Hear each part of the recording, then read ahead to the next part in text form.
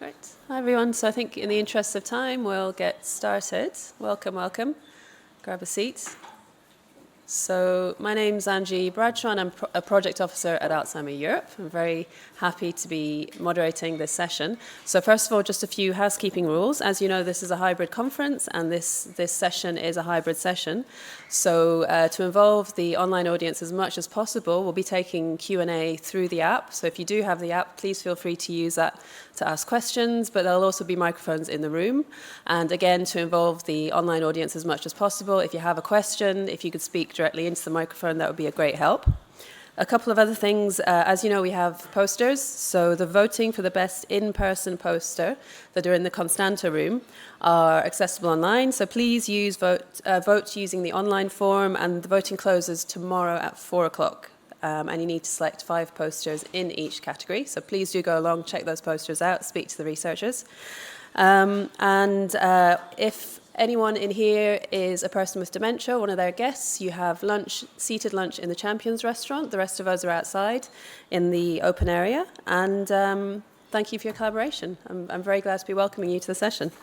So the topic of this session is brain health and dementia prevention. And as many of you know, the Lancet Commission report in 2020 identified 12 modifiable risk factors that may account for up to 40% of dementias.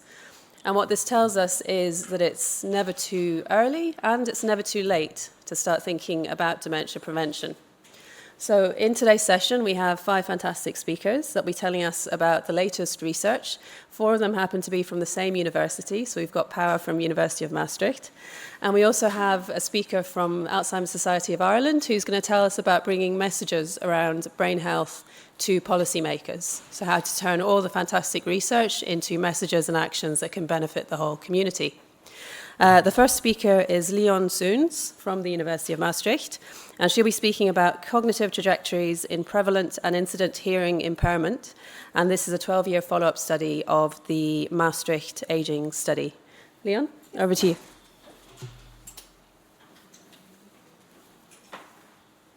All right.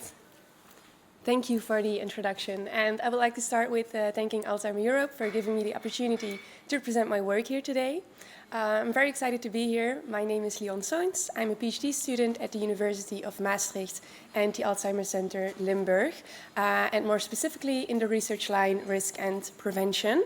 And today I will present my results on cognitive trajectories in prevalent and incident hearing impairment, which is a 12-year follow-up of the Maastricht Ageing Study.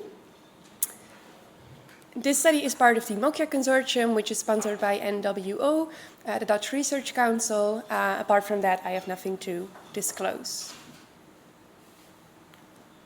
Well, to start off with a little background, there is a growing body of literature suggesting that there is an association between hearing impairment and cognitive impairment and dementia. According to the Lancet Commission and their report on dementia prevention, intervention and care of 2020, midlife hearing loss has the highest population attributable fraction for dementia, namely an estimated 8%, meaning that 8% of dementia cases would be attributable to midlife hearing loss. This is partly due because hearing loss is a highly prevalent condition, affecting 1 out of 5 people worldwide. So reducing hearing loss has the potential of having significant public health impact. And the good news is that there are opportunities for risk management, such as the use of hearing aids.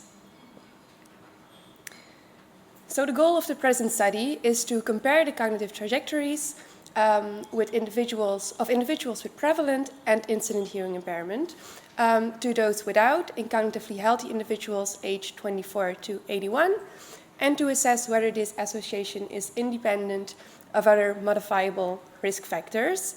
And we do so to get a better understanding of the temporal relationship between hearing impairment and cognitive decline, the onset of hearing impairment and cognitive decline over time. And to do so, we did not only look at individuals with hearing impairment at baseline, also referred to as prevalent hearing impairment, but also individuals without hearing impairment at baseline, but who developed hearing impairment during the course of the follow-up period, referred to as incident hearing impairment.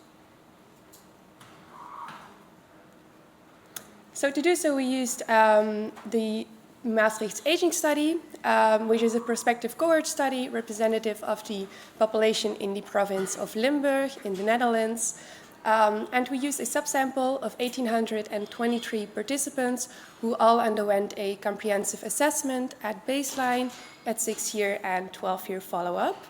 And after we excluded individuals who did not have available data on hearing or cognition at baseline, 1,814 participants remained for the analysis. To assess hearing acuity and hearing impairment, we used pure tone audiometry measures, which is an objective measure of hearing impairment and also considered as the golden standards to assess hearing acuity. So in the Maastricht Ageing Study, we use frequencies of 0.5, 1, 2, and 4 kilohertz, and they were delivered to the ears in steps of 10 decibels. So starting with 0 decibel and then going up in steps of 10 to 90 decibel as the maximum. And this procedure provides us with a measure reflecting the minimum volume in decibel that is required to hear each pure tone. So higher thresholds, higher decibels indicate a worse hearing acuity. And from this measure, we created several variables that we use in our study. So first, a continuous variable of hearing acuity, which is the average threshold at frequencies of 1, 2, and 4 kilohertz for the better ear. And here we we followed the recommendations for the assessment of hearing handicap, and therefore we only included these frequencies because these are most relevant for speech understanding. From this measure, we created 2 categorical variables. First, a variable indicating whether individuals had hearing impairment at baseline and also indicating the severity of the hearing impairment. So we created 3 categories: no hearing impairment, mild hearing impairment, and moderate to profound hearing impairment, with these categories being based on the newest criteria of the World Health Organization. And then second, a variable indicating whether the individuals developed hearing impairment of any severity during the follow-up period. In this study, in this talk today, I will focus on the two categorical variables, so the prevalent and the incident hearing impairment. To assess cognitive performance, we used 3 cognitive tests. So the visual verbal learning test, the delayed recall, was used to assess verbal memory, the letter digit substitution test for information processing speed, and the concept shifting test, the shifting score for executive function.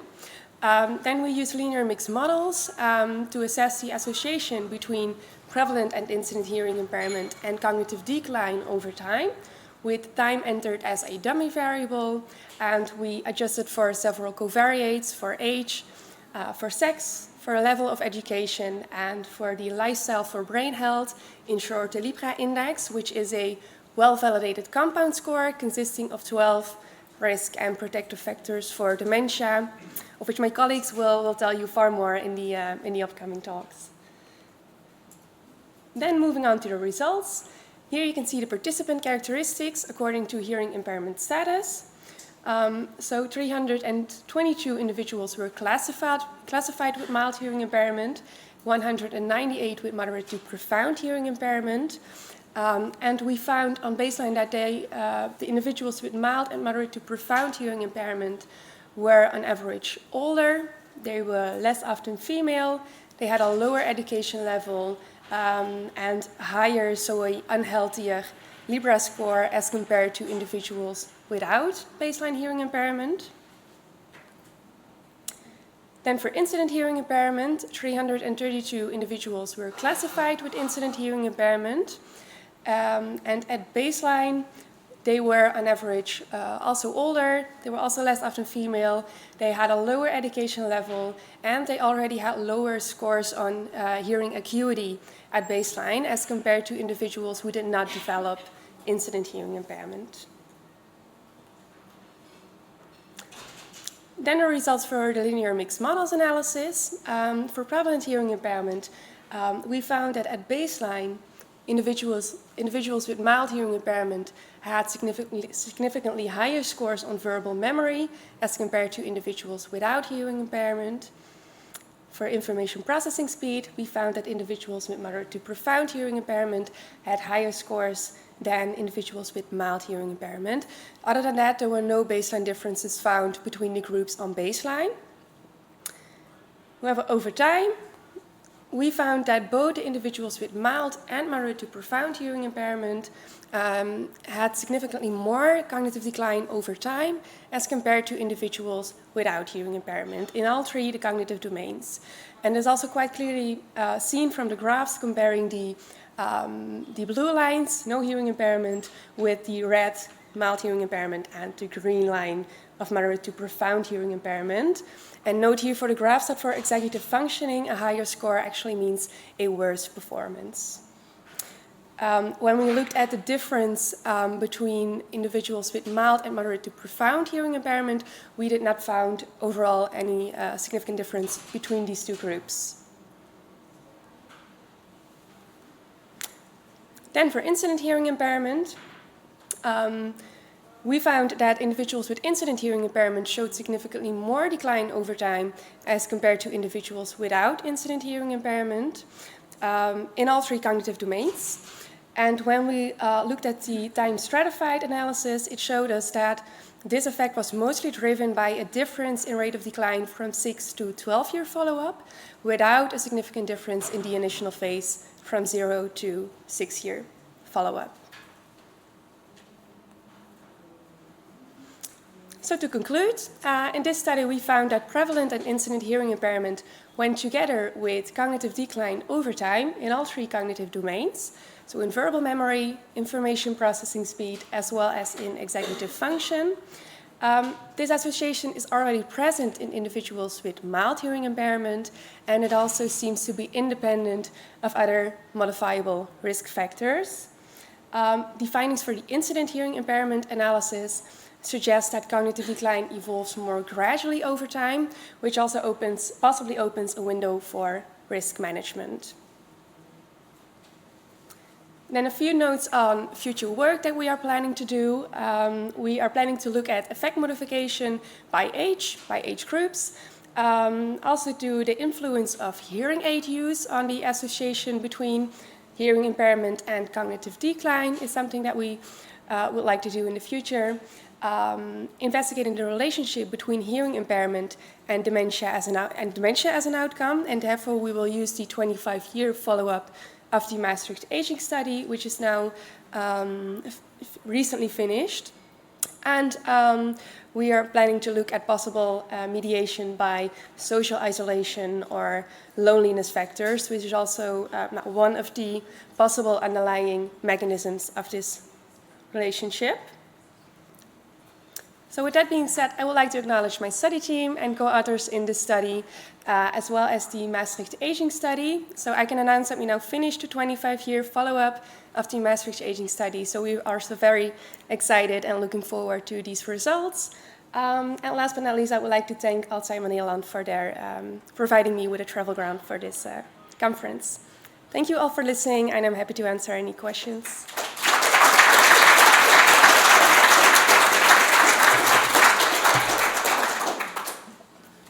Thanks very much, Leon. So I might just start with a question that we have from the online interface.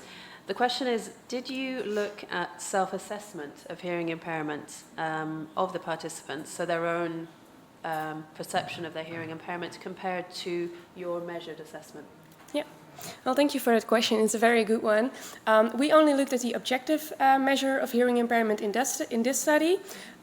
We do have measures on subjective hearing impairment, so whether individuals have difficulties in conversations with more than 4 people, for example, or whether they perceive themselves as being hearing impaired. But it's not something that we looked at in the study. We focused on the objective measure. There's a question. Excuse me. Sorry. There's a question in the room.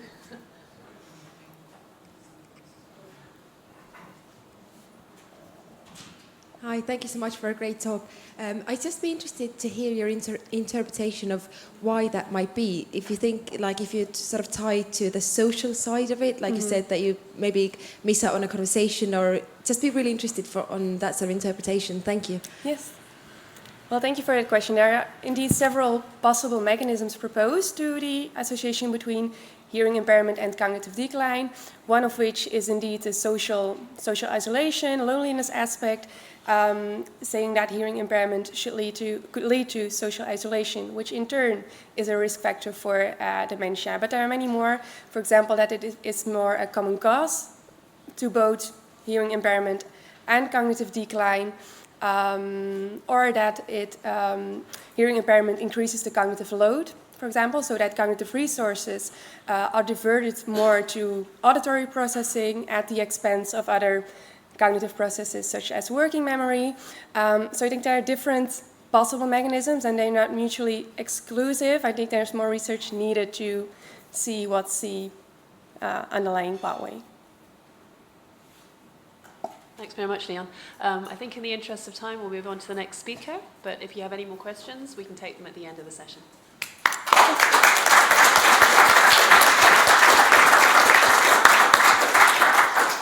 So next up we have another member of the Maastricht team. It's Stephanie van Asbroeck, and she's talking about lifestyle factors, so whether healthy lifestyles interact with sociodemographic characteristics to predict dementia risk. And this comes from the COSMIC collaboration, which is an excellent name for a study, I think. Welcome, Stephanie. Good morning, everyone. Thank you for the introduction. My name is Stephanie van Asbroeck. I am a PhD student at the Alzheimer Center Limburg, which is part of Maastricht University. And I'm also part of the research line on risk and prevention. I'm very pleased to present to you today one of our research projects, which is indeed on whether or not a brain-healthy lifestyle interacts with sociodemographic characteristics when it comes to dementia risk. And of course, I'd like to thank Alzheimer Europe for this opportunity. To start off, though, I wanted to start with this picture because I'm wondering if any of you feel the same level of annoyance when seeing a clothing label like this. Like one size, I don't really buy it, and I literally don't end up buying it because I simply think this cannot be the case. But this is, however, what we sort of do at the moment in the field of dementia risk reduction. And what I'm talking about specifically is the way we look at modifiable dementia risk factors. So, as you all know, a multitude of modifiable risk factors for dementia for which there is sufficient evidence have been identified, and they have been summarized in important reports such as that of the Lancet Commission. But what we do tend to do here is look at these risk factors as if they are associated with dementia risk in exactly the same way in everyone, perhaps aside from age, that is. But it's obviously not hard to imagine that differences may very well exist, perhaps based on gender, based on ethnicity, based on combinations of risk factors that could be present. So this easily brings me to our aims, which was to look at this association between a brain-healthy lifestyle and dementia risk, and to see, first up, if there are any differences in this association between these sort of standard sociodemographic characteristics. So to see if these characteristics, being gender, age, educational level, socioeconomic position, and race and ethnicity, modify the association between a brain-healthy lifestyle and dementia risk. And of course, when looking at these analyses, we were also interested to assess whether or not the extent to which people adhere to a brain-healthy lifestyle, if that differs based on these same sociodemographic characteristics. So in order to answer these research questions, we thought it would be a great idea to use a large multinational sample, also specifically looking at the research question on race and ethnicity. And this we found with the COSMIC Consortium. This is a large multinational consortium which brings together data on cognitive aging. And we were very happy to receive data from 21 cohorts worldwide, whose abbreviations and sample sizes you can see here. And this finally resulted in us receiving data on over 50,000 individuals from 18 different countries. So very exciting. Of course, we couldn't use the data from all these different individuals. For example, some of them had prevalent dementia, whereas we were interested in incident dementia. Some of them only had baseline measurements, whereas we were interested in doing a longitudinal analysis.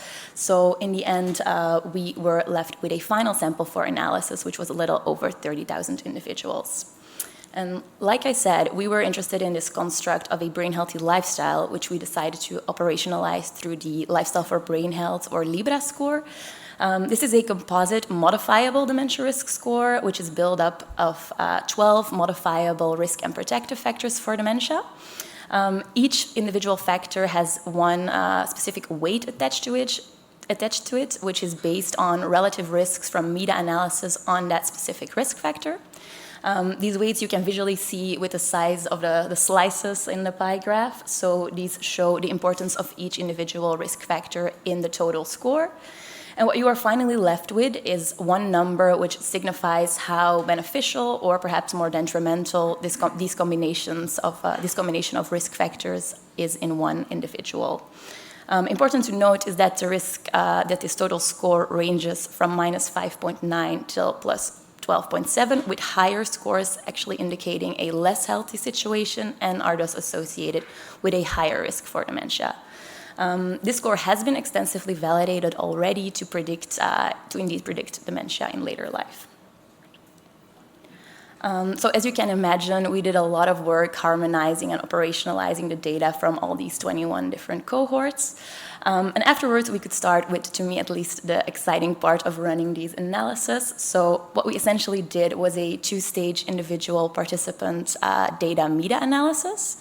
So first up, for the association between these sociodemographic characteristics and the LIBRA score, we simply did this by looking at the mean LIBRA and its 95% confidence interval in each cohort individually, which we then pooled using meta-analysis. And then for our analysis of the association between the LIBRA score and dementia incidence, we assessed this using cohort-specific Cox regression analysis, in which we again pooled the cohort-specific hazard ratios using meta-analysis.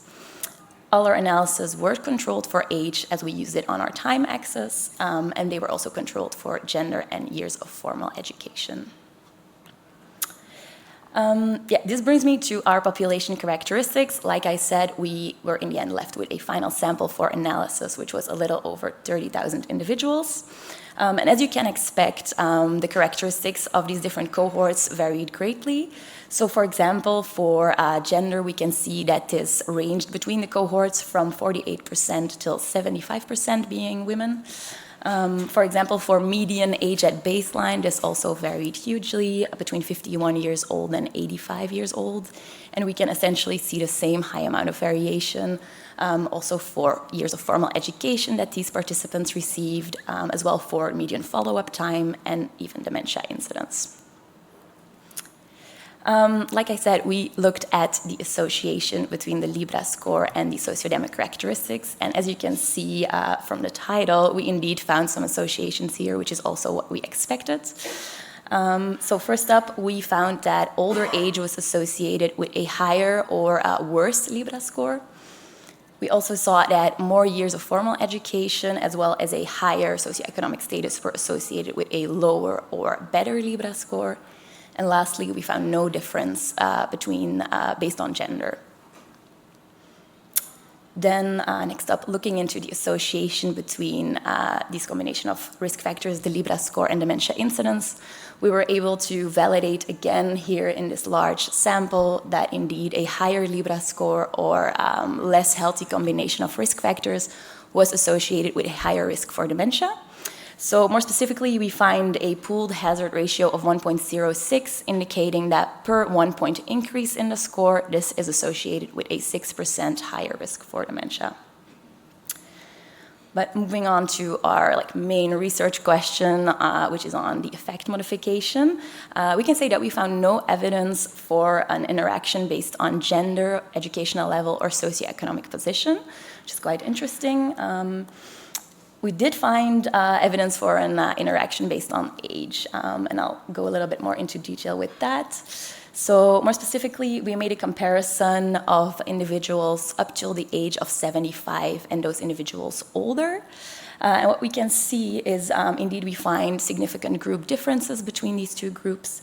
And more specifically, we see for those individuals up till 75 years old, we get a pooled hazard ratio of 1.09, whereas for individuals of 76 years old or more, we get a pooled hazard ratio of 1.04, which is still significant, but also significantly smaller than that of those younger individuals. We also saw that there was relatively little heterogeneity, which was interesting. We are still working on the assessment on the interaction with race and ethnicity. This is quite a complicated matter, but this will definitely be included in our paper. So this is something to look forward to. And this brings me to our conclusion that we indeed were able to confirm again here that a brain healthy lifestyle was associated with a lower risk for dementia. We found an interaction based on age, but we found no evidence for effect modification by gender, educational level, or socioeconomic position. And although we didn't find an effect modification by these factors, we did find the expected association between these sociodemographic characteristics and the extent to which people have these different modifiable risk factors. So I think this is sort of a positive message that regardless of your sociodemographics, a healthy lifestyle is associated with a lower risk for dementia. And of course, I think way more research needs to be done. This is really a very first step into risk personalization. It's really only a risk stratification, so much more work needs to be done looking more into this. And I think definitely we should also be looking into individual risk factors next to this concept of a brain healthy lifestyle as a whole, which is what we did here. Yeah, with that, I'd like to thank you for your attention. Here are my contact details, and I'd be very happy to answer any questions you may have right now or a little bit later during the conference. And I'd also like to give a special thanks to ZonMW for funding this research project, and also to Alzheimer Netherlands for supporting me to come and visit this conference. Thank you.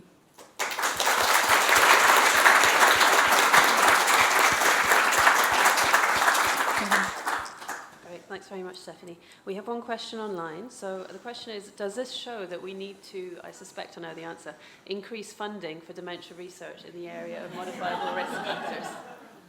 In which area? Do we need more funding for dementia research on modifiable risk factors? Of course. Yes. No, I do think this is very important, but also clear from this entire session, I think, yeah. Mm-hmm.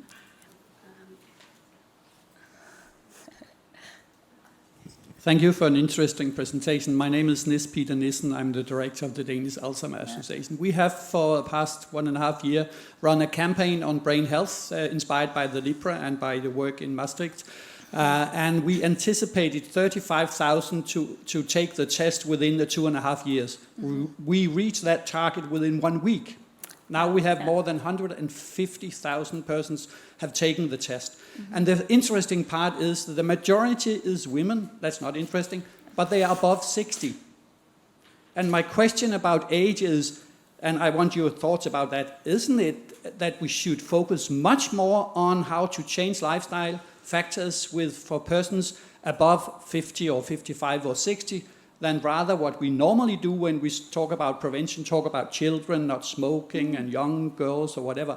Shouldn't we, for dementia, focus much more on how the age-related prevention strategies should function in reality? Thank you. Yeah, I think it's an excellent question because it points to why we did this research.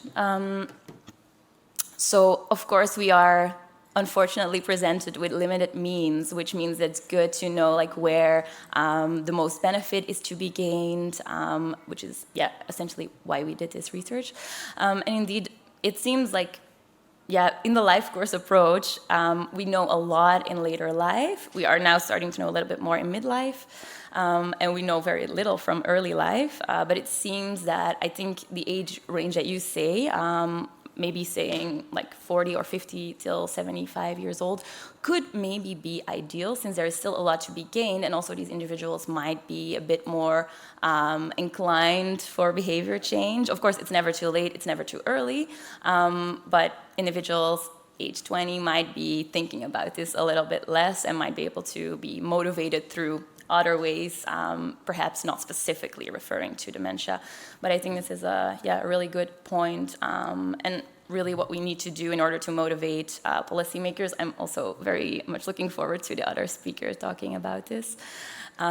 But I think it's essential information that we need to provide in order to get actual actions being taken, and it would be good information to tell them which groups of people would be more appropriate to tailor campaigns or other interventions to. Yeah. Does this answer? Yeah. Thanks. Okay.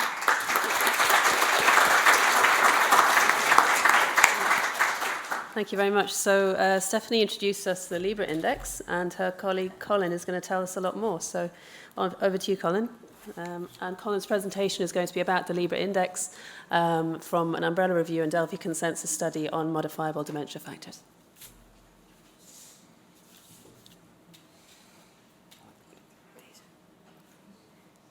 All right. Yes, thank you very much for this introduction, Angie. I'm also one of the crew members from the Maastricht University, third in line today. And I'm also working for this research line, Risk and Prevention, at the Alzheimer Center Limburg. And today I would like to share some preliminary results from a Delphi consensus study and an umbrella review on modifiable dementia factors. So thank you very much to Alzheimer Europe for providing us with the opportunity to share our scientific insights. I did get a travel grant from Alzheimer Nederland for coming over here, but apart from that, I have nothing to declare. Let me take you back to this particular paper that was published in 2015 by our research team. And with this paper, our research team was really trying to identify target risk factors that would be suitable for the primary prevention of dementia. And we did so by combining two different methodologies in parallel. A systematic review of the literature on one hand, and a Delphi expert study on the other hand.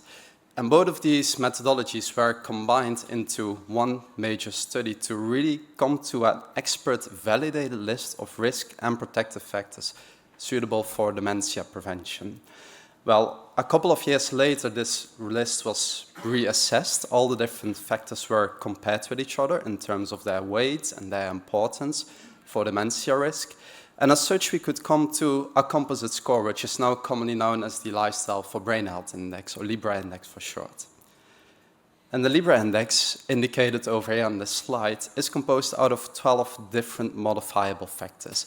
And thereby it really distinguishes itself from other indices or from other risk scores by incorporating only modifiable factors. As such, it can really be considered a risk reduction model rather than merely a risk prediction model.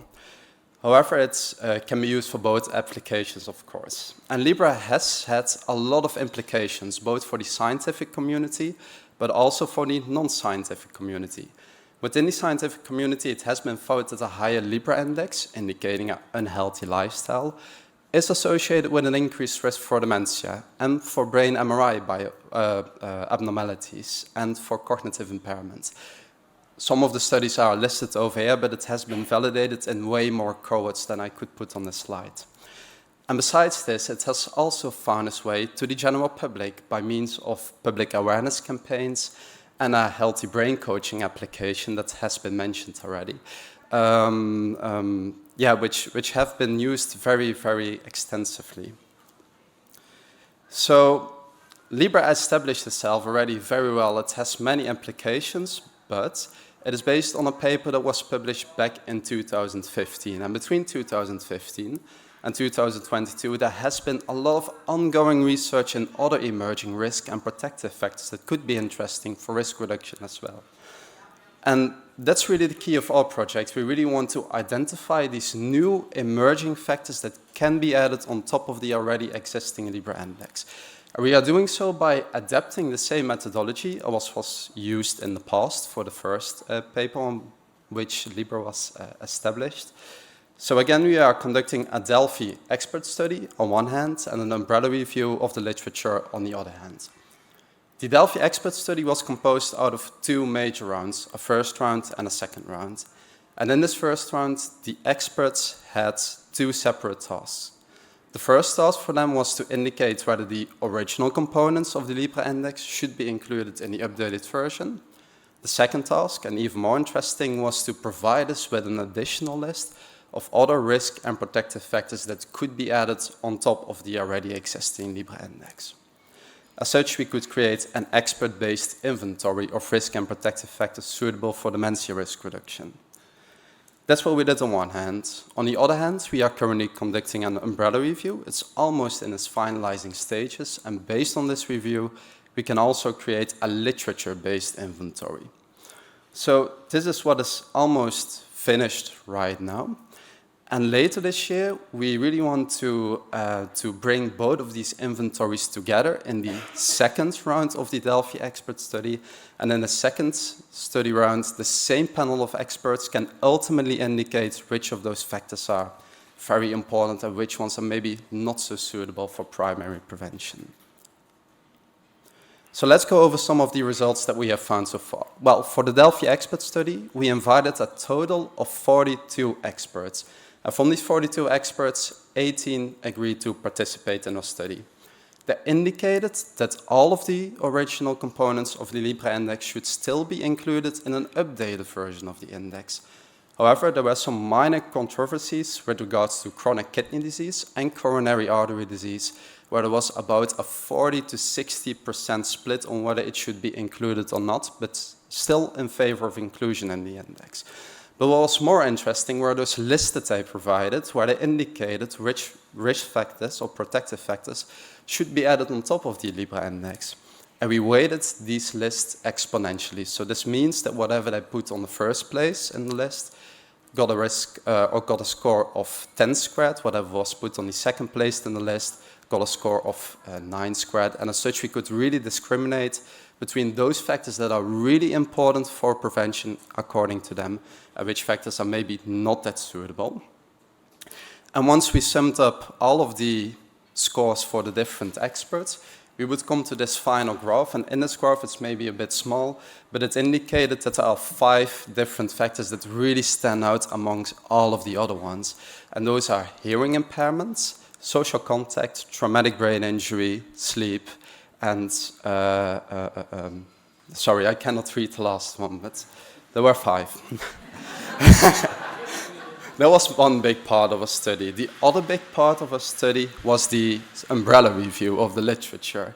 And for this umbrella review of the literature, we consulted 4 different databases. This returned us a total of approximately 6,500 hits. And from these hits, we included 126 studies in our umbrella review so far. It's still ongoing, so it could change a little bit going into the future, but we do not expect the results to deviate much from what is being presented right now. And I should emphasize that these 126 studies are all systematic reviews and meta-analyses. So the amount of primary literature that is included in our umbrella review is multiple folds higher than this. And what did we do with all of these, what did we do with all of these umbrella reviews and meta-analyses? With the meta-analyses and the systematic reviews. Well, for each review, we assessed or we created an overview of all the different studies that were included in that particular meta-analysis. And then we decided whether each study would be interesting for our analysis or maybe not so interesting for our analysis. And we did it based on some predefined inclusion and exclusion criteria. Oh, sorry, it's jumping around a bit. Yeah, for us, the most important thing was that the study clearly defined what the exposure was, clearly defined a binary cognitive outcome or cognitive decline, and clearly prospectively assessed the association between both of them. Such that other study designs like retrospective studies or cross-sectional studies were excluded from our analysis. And what did we do subsequently with all of these studies? Well, for each primary study, we investigated which risk factor or protective factor was being discussed, which cognitive outcome was being discussed, and what the association between the both of them was. And as such, we could really indicate for each study whether it shows that exposure causes an increased risk for cognitive outcome, a neutral risk, or a decreased risk, such that we could create an overview like this one shown over here. For example, if this were to be a systematic review or meta-analysis about atrial fibrillations, we could see that the frequency of atrial fibrillations in the literature would be 4. And that the consistency of the association would be 3 out of 4, so 75%. And these were the metrics that we used to construct our inventory of the risk and protective factors based on literature. And now I'm coming to the end of my presentation. So on this slide, I show the top 10 factors according to the experts on one hand, and the top 10 factors according to the literature on the other hand. And the purple lines over here indicate where there were commonalities between what the experts said and what the literature found. And it is very apparent over here that there's one considerable overlap between both methodologies on one hand, but on the other hand that hearing impairment and social contact are very high up on the list for both the experts and in the literature. So what did we learn from this study so far? Well, first, there are a lot of different factors, risk and protective factors, that can potentially be included in the updated version of the LIBRA index. That's one thing. And there was considerable overlap between what the experts stated and what was stated in the literature, mainly for 2 forms of sensory impairment, so hearing impairment and visual impairment, but also for social contact and sleep. However, these results remain to be validated in the second Delphi study round.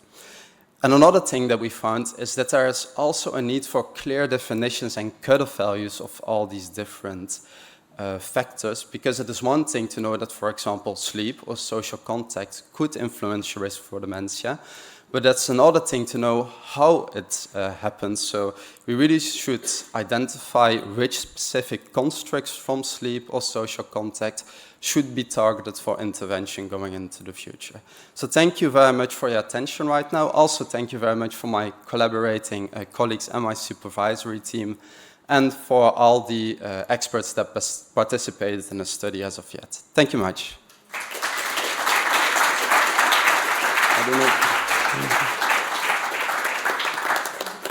Thank you very much, Colin.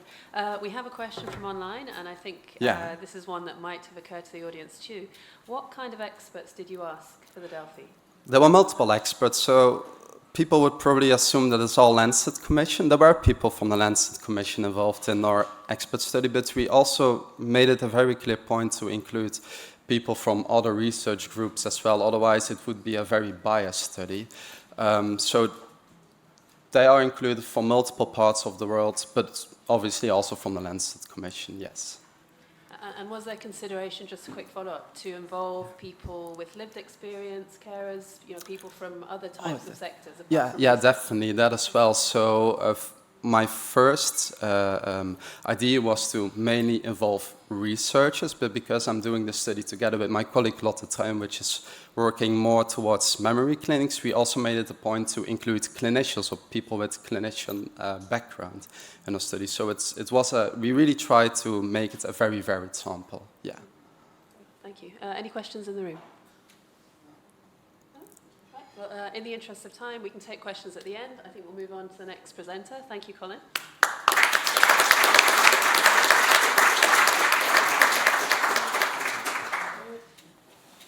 And next up, we have Lotte Truijn, again from Maastricht University. And Lotte will be speaking about the association between an individual's need for cognitive stimulating activities, brain damage and cognitive functioning.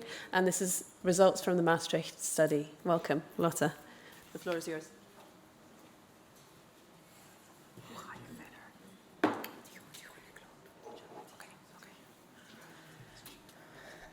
Hello everyone, my name is Lotte Truijn and I'm a PhD student at Maastricht University and Alzheimer Centrum Limburg.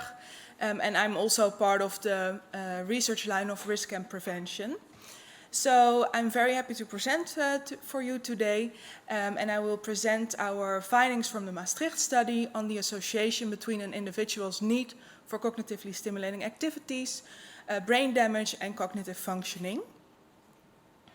And I would like also to thank Alzheimer Nederland for providing me with a travel grant so that I can be here on this conference today. So first I will give you a little background of our study. As my colleagues already have mentioned, we know that there is no curative treatment for dementia, but we do know that there potentially could be risk reduction of dementia through modifications of lifestyle factors. And one of these factors is a high cognitive activity. This really is a promising target. So with high cognitive activity, I mean activities like playing chess, doing word puzzles, reading, actively listening to the radio, or playing cards. However, a main driver for actually engaging in these cognitive activities is one's motivation for engaging in these activities. So really the main driver for this. So this is also what we looked at in our study. Someone's need to engage in cognitively stimulating activities. And we know that there's an association between someone's need for cognition, I will call it this from now on, and cognitive functioning, but we do not know if need for cognition contributes to preserved cognition in the presence of brain damage, and if it contributes to a better brain health if someone already has a cognitive impairment or not. So that brings me to the aim of our study. Our study explored the association between an individual's need for cognitively stimulating activities, brain damage and cognitive functioning in the general Dutch population aged between the age of 40 and 75 years old. And for this we drafted 3 research questions. The first being if a higher need for cognition was associated with better cognitive functioning and less brain damage. The second being if the association between brain damage and cognitive functioning was modified by someone's need for cognition. And the second being if the association between need for cognition, cognitive functioning and brain damage was different for people with and without prevalent cognitive impairment. To answer our research questions, we used cross-sectional data from the Maastricht study, which is a large prospective cohort study based in the south of the Netherlands, near Maastricht area, which you can see on the map here on your right. And the Maastricht study includes persons between the age of 40 and 75 years old. The Maastricht study also is enriched with type 2 diabetes participants for reasons of efficiency, because the Maastricht study really focuses on type 2 diabetes. And the Maastricht study is also known for a very extensive phenotyping, which meant for our study that we could include a lot of different covariates, which was of course very helpful. Moving on to the measurements that we used in our study, we determined need for cognition with the need for cognition scale. This is an 18-item scale that consists of different statements linked to need for cognition, to detect the tendency that one has to engage in and enjoy thinking. And these statements I've listed here 2 examples. For example, I prefer complex to simple problems. Thinking is not my idea of fun. People score these statements on a 9-point Likert scale, ranging from -4 to +4. And the total score of the need for cognition scale is -72 to +72. And the higher one's score is, the more someone is likely to enjoy thinking and to have a high need for cognition.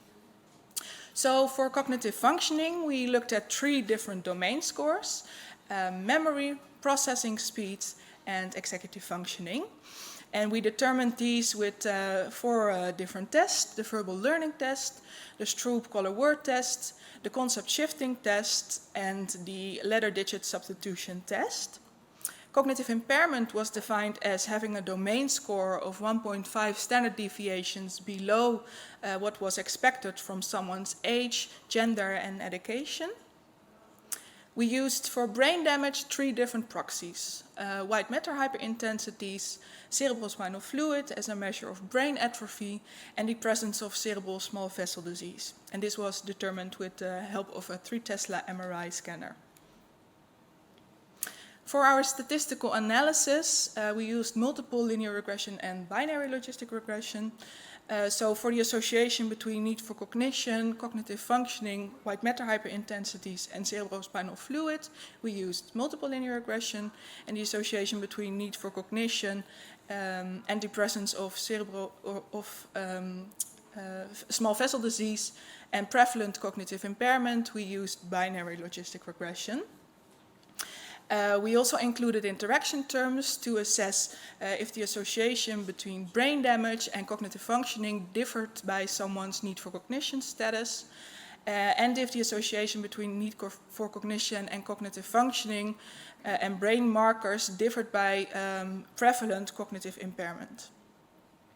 So on the right you see the different kind of covariates that we included in our analysis. So we started with a crude model and then added demographic factors, and in our model 3 we added also somatic factors, and we considered our model 3 as our main model. For a sensitivity analysis we included lifestyle factors, and this is our model 4. So moving on to our sample size. We started off with a sample size of 7,689 persons, and we excluded people who had missing data on need for cognition, cognitive functioning, and MRI data. We also excluded people who had missing values on our covariates in our model 3, so demographic and somatic factors, which left us with 4,209 persons that were included in our main analysis. And for the sensitivity analysis we did with model 4, we also excluded people who had missing values on lifestyle factors, and this resulted in a population of 4,025 persons. Some general characteristics of our study population, so the people who were included in model 3.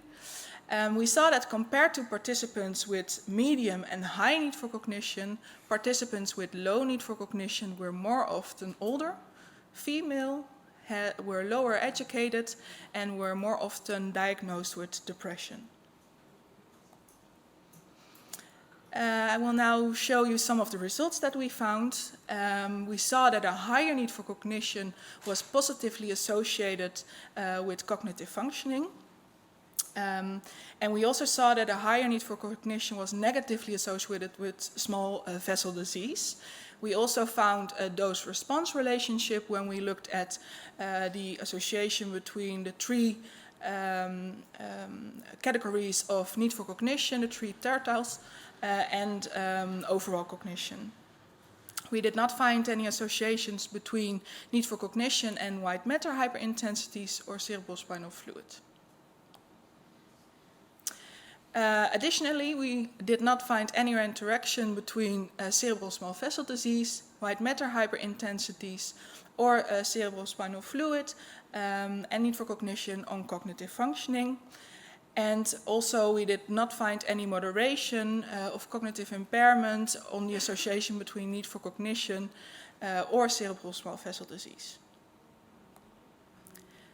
Then moving on to our conclusions, what did we learn from this? We saw that a high need for cognition was associated with better cognitive functioning and less brain damage. And our study findings suggested that this association was similar for people with and without prevalent cognitive impairment.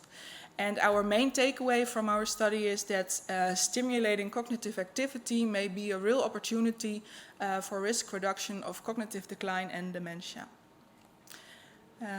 Thank you for your time and for your attention. I am very happy to answer some questions. You can ask them now or drop me an email. Thank you.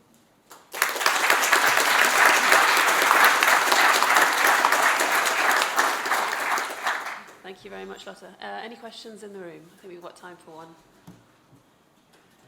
No, in that case, I might ask a... Sorry, I didn't see you. No, I'll try to speak loud. Can you hear me down there? Well, just a question, comparing the first, the former speaker and you, the idea is how can we combine cognitive function stimulation with social activities, social inclusion? Isn't that the question? How do we do that in practice? So thank you for your question. I think for cognitive activity, what we saw in our study is that it would be very good to inform people on the positive benefits from engaging in high cognitive activity. So I would say that it would be good to inform them about this and maybe take also social factors in this with that, so that you provide information on both these factors, I would say. Could I comment on that as well? Yeah, indeed, we are mainly looking at like which factors are indeed associated with increased risk for dementia, not. But we, or the supervisors, are currently also trying to work on projects where we are going to look where we, or how we are going to implement that most efficiently. So that's definitely the next step in the whole puzzle. Yes.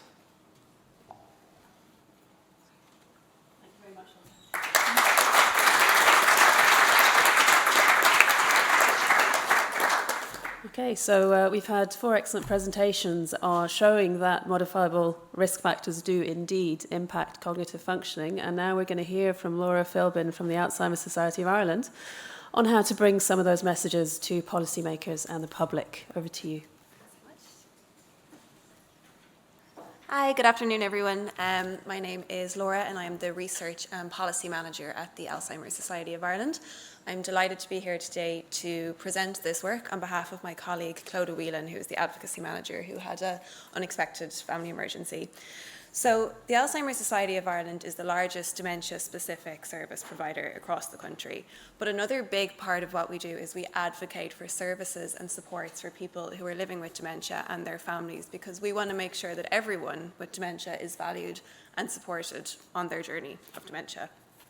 So one part of this is political advocacy, and this is really important. We work really closely with policymakers and political representatives across the country to make sure that dementia is, I suppose, constantly in their mind and constantly in their view.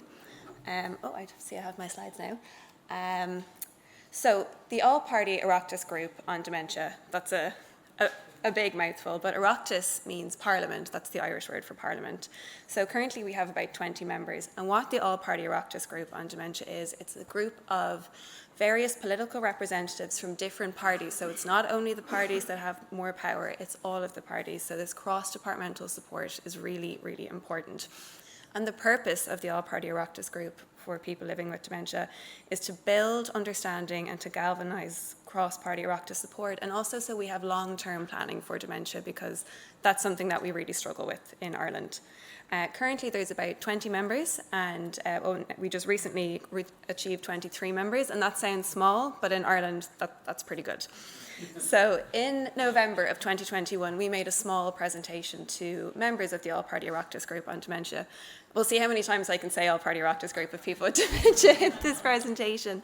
And we kind of informed them about brain health, and we also informed them about disease-modifying therapies, because we all know we're at this really exciting juncture in the dementia landscape that we have aspired to be at for a long time. And we know that, but our political representatives don't necessarily know that. So at this small meeting, we came up with 2 key actions. So one was to host a briefing for all of the political representatives in Ireland, and the second one was to host a Seanad debate, and Seanad is the Irish word for Senate. So the reason for this, and as these fantastic speakers have just told us all, is that we know that up to 40% of dementias are potentially preventable and modifiable. So we know that, but does the political representatives in Ireland know that? No. And does the public in Ireland know that? Probably not. So what we really need is to build support for debates in brain health, to build public awareness campaigns, and to make sure that everyone knows that this is happening, because knowledge is power. And we are now at a time where we know more than ever before about how you might potentially treat dementia, how you might potentially prevent dementia, and how you can change the course of your life with lifestyle modifications. So, to build this, we needed to bring this message to the Irish Parliament. And the approach that we took, we got going here. So the approach that we took was an inclusive one. Brain health is for everyone. It's not just for people that understand. It's not for highly educated people only. It is for literally everyone. In Ireland, we have a lot of people living with intellectual disability who are 5 times more likely to get dementia compared to their peers in the general population. And a key part of the event was that it was accessible. This whole event was only 40 minutes long, but we had brought in world-class researchers and world-class scientists, and we said, it's just top line. We can't give too much specific information. We just need to... It was more about hope. It was providing information, it was providing motivation, and it was providing hope, which is really, really important to us. And the tone, usually when the Alzheimer Society of Ireland interact with our political representatives, we're very hard-hitting. You know, we're giving people an idea of the plight of people living with dementia, how hard things are, how tough it is, and especially after COVID-19, we were very hard with our messaging. But in this particular interaction or presentation, we were bringing a message of hope and of excitement. We were saying, we can change, we can do this, this is amazing. And that really, I suppose, gave them more motivation than it usually would, because it was more of a message of collaboration and something that we can do rather than simply asking for resources and for further finance, which a lot of the members, you know, can't actually provide to us. So the main aims of what we did was really to build relationships, but we also wanted to educate our Oireachtas members about brain health. And at this event, we had 54 attendees, which again, I know sounds small to some people in larger countries, but for Ireland, it's really good going. And we also wanted to present up-to-date information on risk factors and on disease-modifying therapies, because as I said, we all know what's going on, but the public in Ireland don't necessarily know that. And where we start is we start with our political representatives. So we had our expert clinicians, we had our academics, and we have such a small community, but such a collaborative community, and I think we're really lucky in Ireland from that perspective. A further aim was to generate press coverage, so we had local radio, online coverage, lots of social media. We were a little bit disappointed with the national radio and I suppose print newspapers, but we did the best we could. We got loads of collateral and information for our future advocacy work as well, which I have here. And what we really wanted to do was motivate new members to join this all-party Oireachtas group of people with dementia. So we have 20 and now we have 23. And what was really exciting is members from parties that weren't originally in the group have now joined the group from this briefing. And we really wanted to raise the issue for people who have intellectual disabilities. And as I said, they are 5 times more likely than the general population to get dementia and to struggle with those cognitive symptoms. And we had someone from the Trinity Centre for Intellectual Disability presenting with us as well. And what we really wanted to do was just build relationships and make our political representatives see the value and to motivate them really to consider the point that we are at. I mean, whether it's lecanemab or aducanumab or gantarimab, fingers crossed, like there are disease-modifying therapies on the way.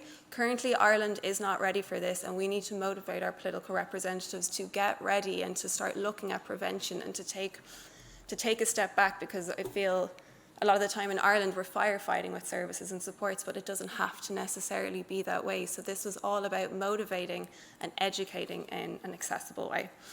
And as I keep saying, Ireland is a very small country, and that makes lots of things really difficult. But one thing that it does make easier is collaboration. We have the most fantastic clinicians, researchers, people who are living with dementia, their family members. Everyone comes together to bring this message, and we brought this message to as you can see here from the images, we had really great attendance. We brought this message to our political representatives. It resulted in a debate in the Seanad, which was really exciting. It brought us coverage. And now we're at the stage where we can build on this. So every new announcement, we are back in touch with our political representatives. And that's our message to them, is we will be back because things are happening and we need this to be resourced appropriately. So thank you very much for your attention. And if anyone has any questions, you can ask me, and you can also contact advocacy at alzheimer.ie, where my colleague Clodagh will be able to provide you with more information. Thanks so much.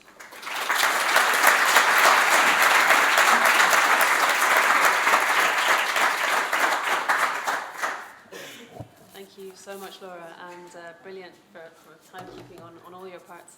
I have one question online, and that's to Laura.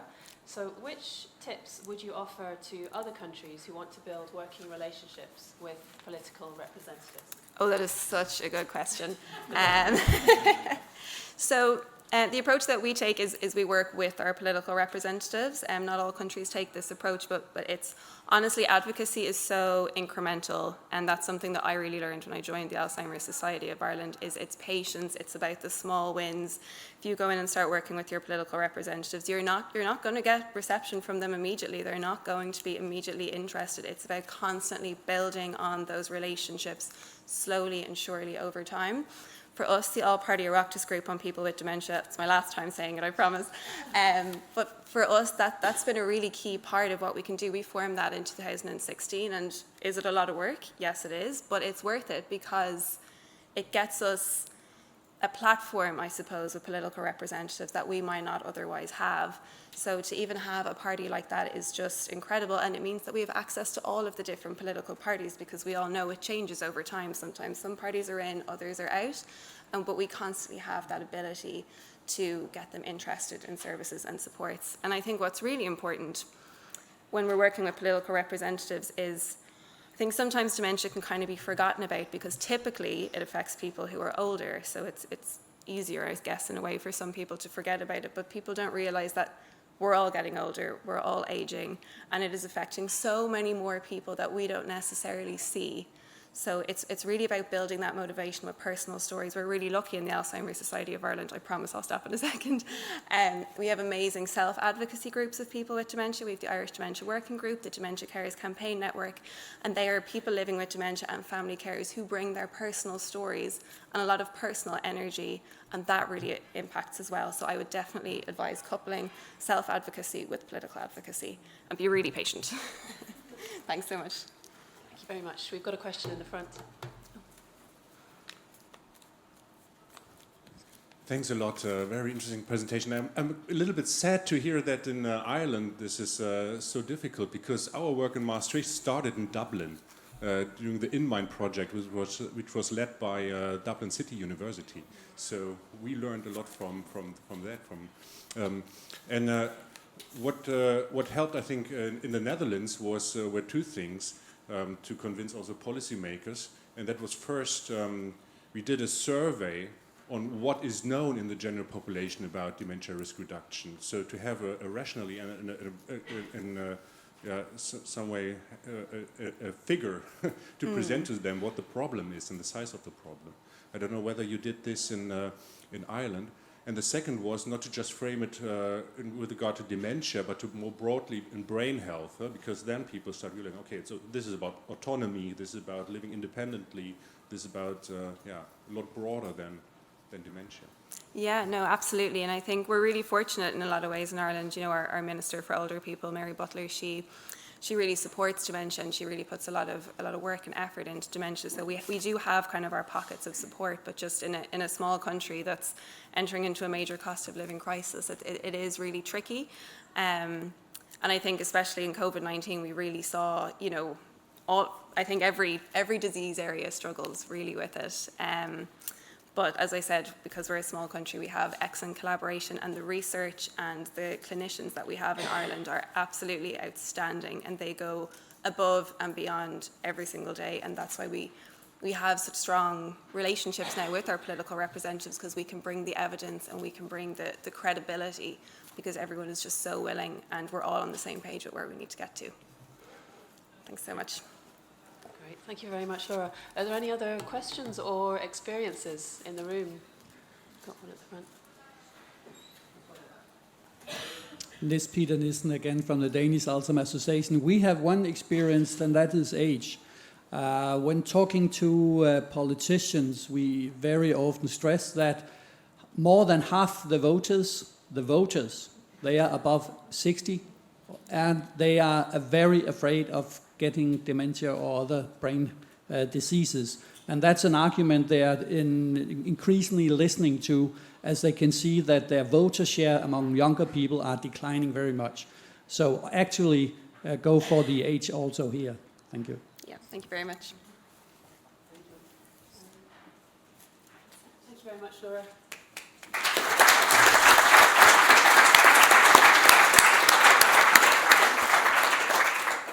So I'd like to thank all of the fantastic speakers. I'd like to thank the audience for being really engaged and having such fantastic questions and experiences to share. And I guess as the moderator, I've got the privilege of having the last word. And what I really liked in the last presentation was a message you had at the beginning, which was brain health is for everyone. Advocacy is incremental, research is incremental. We all build on previous learnings, and I think if we can all work together and harness that power, that knowledge, those experiences, we can really move things forward for the community. So thank you all, and you're released for lunch.